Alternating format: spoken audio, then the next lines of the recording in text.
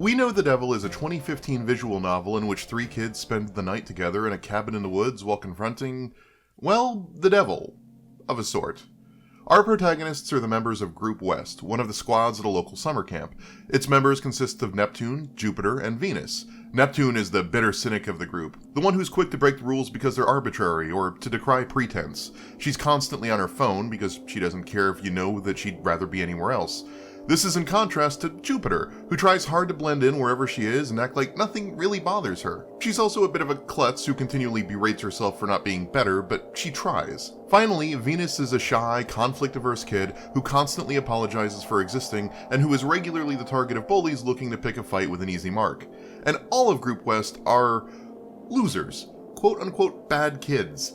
The camp they're at is one for delinquents, and they're bullied by the other scouts in attendance like Group South. They're the losers at a camp for losers, and they know it, and that rejection eats away at them in different ways. The three find themselves late to a fireside chat with their acoustic guitar-slinging counselor, the Bonfire Captain, on the last night of summer camp.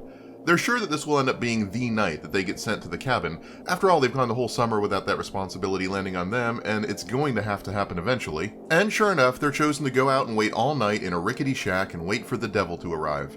It's not clear initially to the player what that means, whether there's an actual devil skulking around in the camp, or whether the activities that they do are all symbolic labors stemming from the camp's religious overtones, or if there's something else going on entirely. All you know is that they're wiring up radios to act as alarms should the devil draw near, but everyone is pretty blasé about it and treats it more like a begrudging chore than anything supernatural. Then, hour by hour, Group West sits and waits for whatever devil that is supposed to come. And the devil is, of course, the primary driver of the game's spooky happenings. It is disquieting to play the game alone in the dark, especially given how much the soundtrack works to make you feel off-kilter.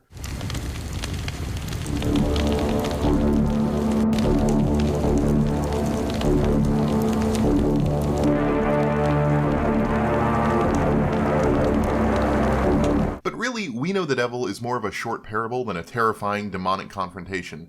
There aren't pop-up scares or monsters here, it's more about a slow descent into existential dread and eventually body horror that reflects a character's internal struggles. It's a story about unity and togetherness and loneliness, a game about feeling isolated among friends, a look at the fragile egos of teenagers who've been shunned by adults and the other kids and are quietly trying to seek refuge in each other without knowing how to ask.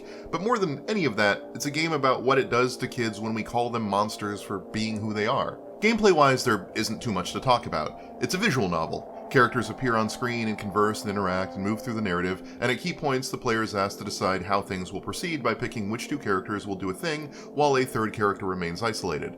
Neptune brought some booze, but only 2 shot glasses. Will Venus share a few shots with her, or will Jupiter? Oh no, the alarms are going off! Which 2 scouts should walk the perimeter for the devil, and which one should stay behind in the shack alone? Those choices are tracked and, in aggregate, begin to form a relationship between 2 of the 3 characters. When the time comes and the devil shows up, the person who's been excluded the most from the group will embrace them. This manifests in a horrific transformation that reshapes their very being into something that reflects their repressed desires. Jupiter longs for the embrace of others, but has an aversion for touching or being touched. She also holds a not-so-subtle crush on Neptune, but refuses to act on it, both because of this fear of physical intimacy and the desire to be a quote-unquote good kid at a religious camp. As a result, when the devil takes her, she becomes a field of hands that grab and paw and clamber and pull in all directions at once. Neptune nurses a cough the whole game, and it's unclear whether it's an illness or a nervous tic. She also, as the bad girl of the bunch, secretly worries that she acts as a corrupting force, staining others with the badness that she tries to goad them into doing.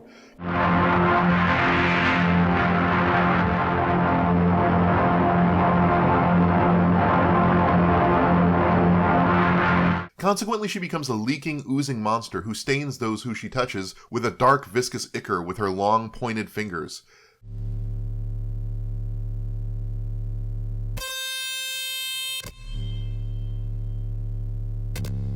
Venus is someone who is established as being afraid of being noticed. For example, Group South beats her up regularly, and when Group West gets to the bonfire, she curls up to take up as little space as possible. She also awkwardly struggles to read people, and even herself.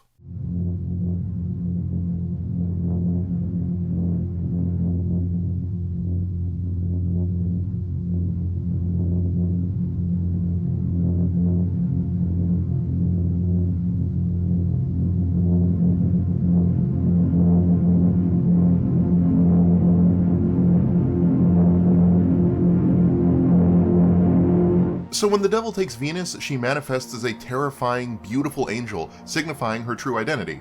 I mean, she's named Venus and her symbol is this, it can't be that surprising. She pulses with light and has dozens of eyes that dot her wings. She is no longer hiding, and she is also no longer averting her gaze to the truth. She sees all and will be seen, no longer ignorant of herself or how to read others. Regardless of the scout that gets transformed, the two remaining kids beat back their friend until the devil leaves them sometime the next morning. Even though we know the devil leans hard on Christian mythology, the game doesn't come off as angry at religion the way, say, Luca Born of a Dream does. Instead, it uses religious iconography as a semi-transgressive allegory.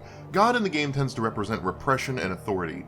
He's really easy to find. He's actually on the radio at a specific frequency, giving you explicit instructions in a very dry way about how to live well. It's established that he's kinda controlling. He expects promptness for his bonfires and attentiveness to his radio show. He is the one whose rules led to Group West being considered bad. In contrast, the devil isn't straightforward. The devil is tricky. The devil is found in a static between channels when you aren't even looking, like an errant impulse or stray thought that you experience alone. The devil wants you to act on those ideas. The devil asks you to explore and experience and break the rules because they hold you back.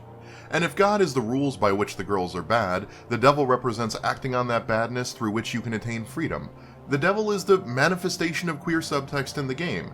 The girls are at a camp for ne'er-do-wells not so much because they're bad people, like Group South is a bunch of bullies, they're delinquents. But Group West is there at the camp more because they violate social norms and subsequently act out than for any inherent cruelty. They don't conform to what is expected of them, and so they are sent to the Summer Scouts in an attempt to help them get closer to God's path. And so we have a devil that whispers your desires to you and wants you to be happy, and a God who demands obedience and conformity and has extensive socio-cultural systems through which his authority is enforced. It's a pretty standard good-evil inversion, and the horror elements are there to emphasize the characters' hesitation and fear, realizing that everything they know is wrong, that they're about to step into a new form that everyone has told them their whole lives is evil, but that they're about to embrace. In some light, though, the three endings are sort of tragic. One character, shunned by her peers, embraces her desires temporarily but is pushed back into repression, while the other two stay unfulfilled entirely. But there is a fourth ending, if you balance the relationships between all three characters perfectly, leaving none of them isolated and alone by the end. As none of them are excluded, none of them have the devil take them in fear and desperation. The other endings all say that the devil is lonely.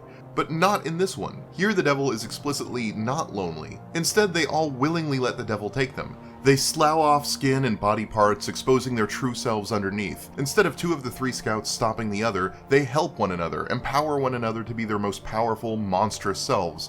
When the other counselors and scouts come to stop them, nothing can be done. In the wake of their ascendance, they begin reshaping the camp to their liking, dripping Neptune's ichor into the water supply and setting up new radio posts to listen to a very different frequency than God's. The true ending is, in effect, an embrace of a queer polyamorous relationship that symbolizes self-actualization and freedom for all in Group West. They attain their true demonic forms, and together commit to filling one another's needs. Which is interesting because the whole game's mechanics are about pairing people off, about picking which two characters should connect, and the true ending is the one that involves keeping all of them together. You have to effectively reject what the rules of the game are in order to help Group West find happiness. And where the rules of God try to enforce a belief that you must repress your devils alone, Group West finds joy in joining the devil together. We know the devil is very interested in badness and rule-breaking and transgression, and how those things aren't always what you thought they were. Group West is only free and happy when all of the presumed rules are broken and they embrace the devil. They are, after all, three of the worst girls since Eve.